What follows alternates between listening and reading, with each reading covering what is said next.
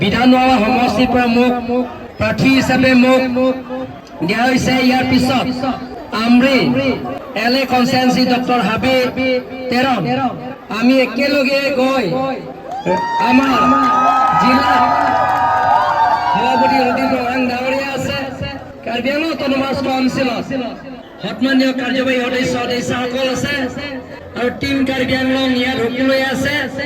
আমি একেলগে সংকল্প ল'ব লাগিব কাৰ্বি আংলঙত স্থায়ী শান্তি কৰাৰ স্বাৰ্থত, কাৰ্বি আংলঙত সকলো জাতি জনগোষ্ঠীৰ সমান্তৰাল হিচাপে ডেভেলপমেণ্ট কামৰ পূৰণ কৰাৰ স্বাৰ্থত, কাৰ্বি আংলঙত নতুনকৈ উঠি অহা যুৱক যুৱতীবিলাকক সংস্থাপন পূৰণ কৰাৰ স্বাৰ্থত, কাৰ্বি আংলঙত যে আমি বহু দিনৰ পৰা দাবী কৰি আহি আছো যে অট'নমাছ ষ্টেট আমি আৰ্টিকল 244A সমস্যা সমাধান কৰাৰ স্বাৰ্থত আৰু কাৰ্বি আংলঙত দুখীয়া দৰিদ্ৰ পৰিয়ালবিলাকক নৰেন্দ্ৰ মোদী ডাঙৰীয়া আৰু লগতে ডক্টৰ হিমন্ত ডাঙৰীয়া আমাক যিবিলাকৰ উপহাৰ দিছে বিনামূলীয়া আঁচনিবিলাকক, সেই আঁচনিবিলাকৰ যাতে পূৰণ কৰাৰ স্বাৰ্থত আমি একেলগে গৈ আমি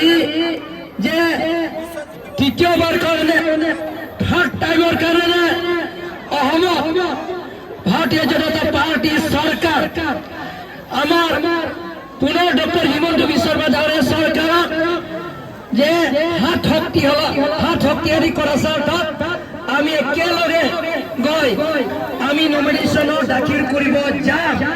হ'ব সকলোৱে?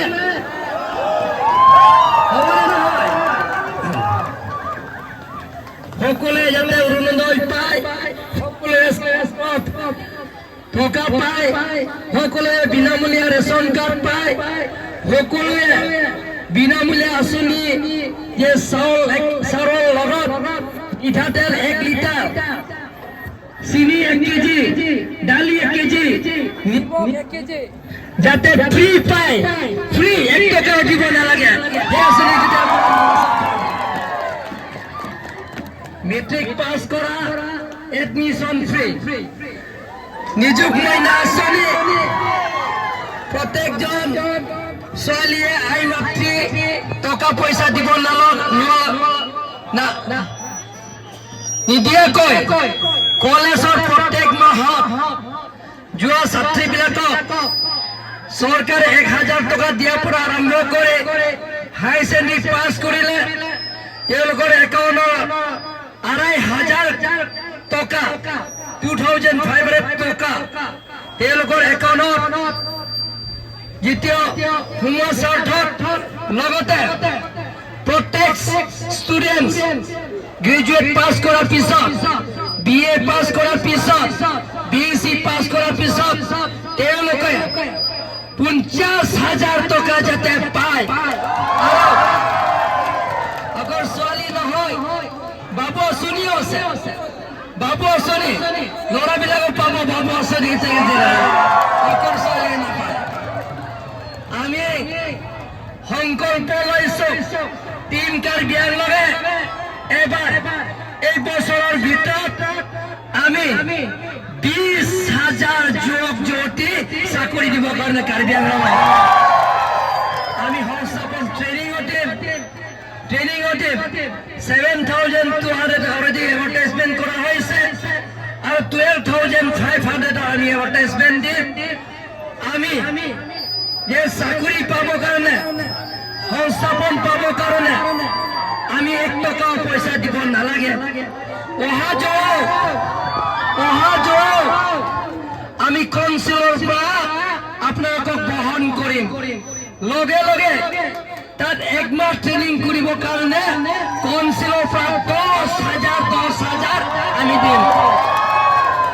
এই গোটেইখিনি আঁচনি পূৰণ কৰাৰ স্বাৰ্থত আমি আগন্তুক 9 তাৰিখে আপোনালোকৰ মূল্যৱান ভোটটো পদুম ফুলৰ চিনত ভোট দি যাতে আমাৰ অসমত তৃতীয়বাৰৰ কাৰণে ভাৰতীয় জনতা পাৰ্টি চৰকাৰ বনোৱাৰ স্বাৰ্থত ডক্টৰ হিমন্ত বিশ্ব শৰ্মা হাত শক্তিশালী কৰাৰ স্বাৰ্থত নৰেন্দ্ৰ মোদী ডাঙৰীয়া হাত শক্তিশালী কৰাৰ স্বাৰ্থত আমি আপোনালোকৰ মূল্যৱানৰ ভোটত পদুম ফুলৰ চিনৰ ভোট দি বিপুল ভোটত জয়যুক্ত কৰিব লাগিব।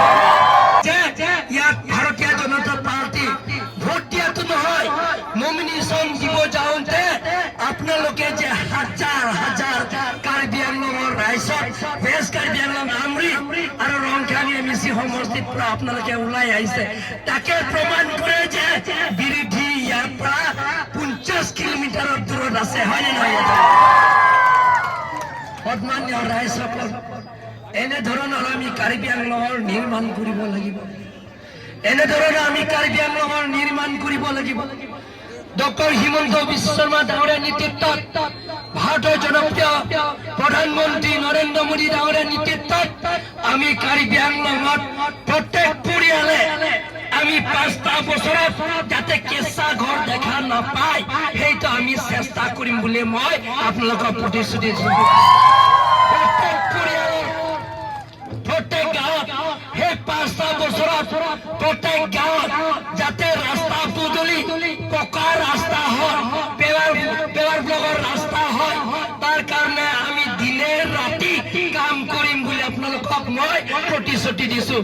সন্মানীয় ৰাইজৰ স্বাৰ্থত আমৰি ৰংখান প্ৰত্যেকজন পৰিয়ালত অভাৱ অভিযোগবিলাকৰ পূৰণ কৰাৰ স্বাৰ্থত দিনে ৰাতি কাম কৰিম বুলি মই আজি এই পবিত্ৰ ভূমি, সেই পবিত্ৰ ভূমি আজি হামব্ৰেন খেলপথাৰৰ পৰা মই আজি নমিনেশ্যন দিবলৈ যাম। মই আৰু ডক্টৰ হাবিব ৰাম আমি আপোনালোকক সংকল্প দিছোঁ দিনে ৰাতি কাম কৰিম বুলি। সন্মানীয় ৰাইজসকল, আমি এতিয়া ওলাই যাম। এতিয়া চিফ মিনিষ্টাৰ নমিনেশ্যন 12:30 দিছে, এতিয়া 12:40 হৈছে। আমিও ওলাই যাম, লাহে লাহে গৈ আমি নমিনেশ্যন পেপাৰ দিবলৈ যাম। 12:30লৈকে আমি ৰখি গৈছোঁ।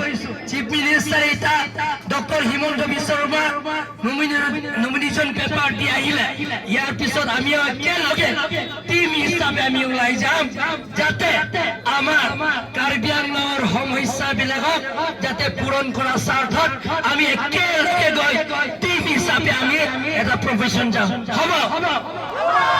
ভাৰত মাতা কি, ভাৰত মাতা কি। টিম কাৰ্বি আংলং, নৰেন্দ্ৰ মোদী, নিতিন নবীন,